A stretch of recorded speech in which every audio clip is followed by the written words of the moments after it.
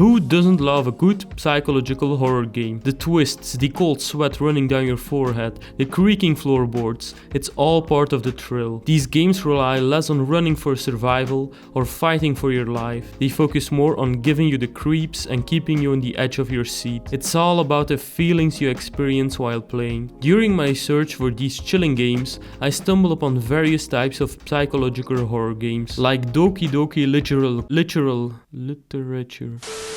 Like Doki Doki, the beauty of this genre is its versatility. You can mold psychological horror games into an existing game style. Doki Doki is a visual novel. While others focus more on gameplay, this one is more on story. You might just find something that resonates with you in this list. First up is Sweet 776, a game that really gives me the chills. Running around in an apartment filled with more corners than I ever seen is already unsettling. I found myself avoiding eye contact with those corners at all costs, walking as close to the other wall as possible. You're trapped with a disturbed woman, or perhaps a ghost, who doesn't take criticism lightly. And in the end of the apartment, there's an old school call bell. Every time you ring it, she's reminded of all the criticism she faced throughout her life. And your task is to take as many pictures of her as possible. As you explore, strange scenes begin to unfold, and once you're locked inside, the real fun begins. You can really feel the chilling atmosphere, the gasping sounds of your character, the eerie writings on the walls, and the unsettling noise of the call bell. I dare you to uncover the mysteries hidden within this apartment block. Let me know what you discovered. Next is Platform 8. It's a sequel to Exit 8, and I hope you don't get motion sick from watching my footage here, because I was literally dizzy while editing. I probably have to lower the settings next time. In Platform 8, you're on an endlessly long train, trying to escape this diabolical vehicle. Your mission is to search for anomalies in each cabin. Some are harmless, while others are much more questionable. Each train cabin has unique entities, and you need to avoid them. Some tasks are straightforward, while others are a bit more challenging. This game is perfect for playing with friends on a console. Give everyone a turn and see how far they can get.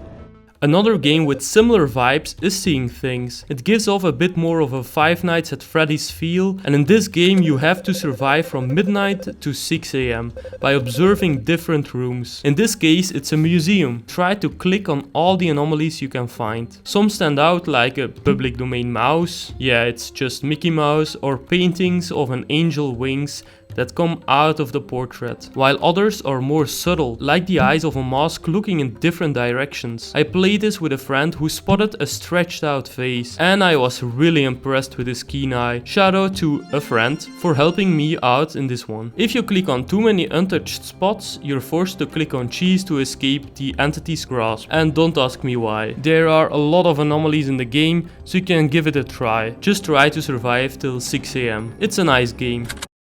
Have you ever wanted to work as a Japanese girl in a convenience store? Now you can, in The Convenience Store, a game by Chilla's Art, known for their retro-style Japanese horror games. They deliver another gem here. You play as a girl working at a nearby convenience store at night. Everything seems fine, except for your manager's silly jokes and a jump scare when he suddenly appears from a cabinet, but otherwise you're fine. While doing mundane tasks like throwing away expired food and replenish stock, bizarre things start happening. You receive weird VHS tapes from a stalker who films you while you work. You look at the cameras at your work and they are very strange. Suddenly you're locked inside the bathroom of your store.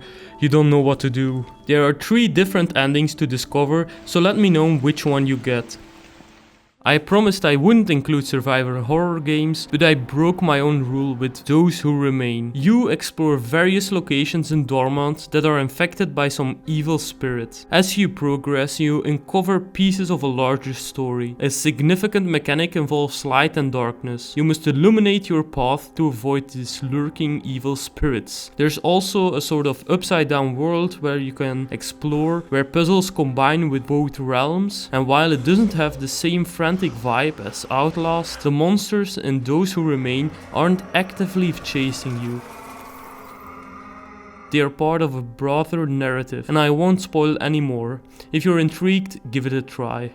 Okay, did I say that they don't chase you? Well, sometimes they do. Pleh looks like a simple 2D platformer, but it's much more than that. This game dives into themes of depression, feelings of worthlessness, and loneliness, the kind of horror that many face every day, yet remains invisible. You step into the shoes of a depressed game developer who constantly struggles with self-doubt. The dialogue is rich, and as you engage in conversations with the developer and his inner thoughts. While researching a bit more online, I came to a realization. Pleh is just held backwards. I really don't know why I didn't see this beforehand. The scenery is quite diverse, but take your time to play and follow the story, as it's less about the gameplay and more about the narrative. Okay, this game has a really nice mechanic.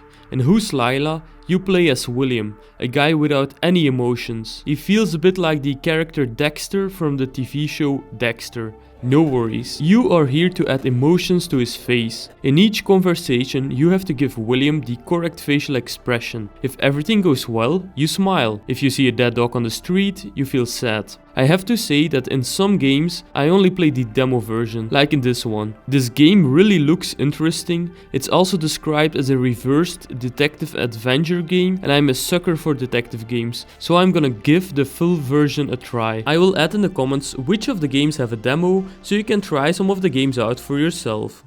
Father's Day is an even scarier game than the first one on this list. It's a walking simulator where you search for various objects to advance the story. You experience multiple acts through the perspective of 3 different characters: a police sergeant, a scientist who has lost his wife and son, and a relative of a missing child. The sound design in the game is outstanding. The eerie scratches and the cries create an unsettling atmosphere, and unexpected movements just outside your field of vision heighten the tension. The story also delves deeper than you might expect. Just a heads up, if you have a phobia of clowns, you might want to skip this one.